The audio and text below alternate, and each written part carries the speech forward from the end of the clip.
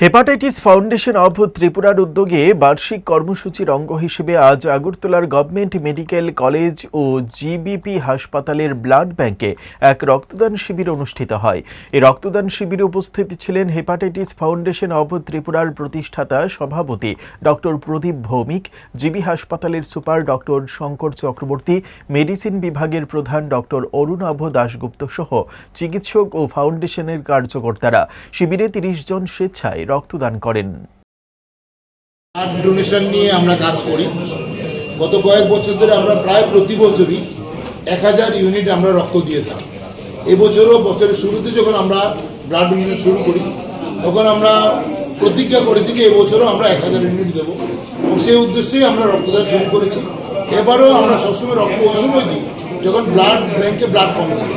এখন চৈত্র মাস, সবাই নিজ নিজ কাজে ব্যস্ত, বৈশাখ মাস আসছে, ব্লাড ব্যাংকগুলিতে রক্ত স্বল্পতা রয়েছে।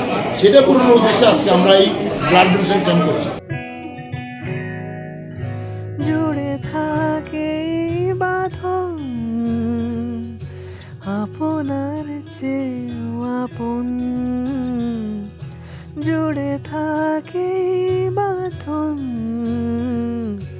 আপনার চেয়েও আপন, আপনার চেয়েও আপন।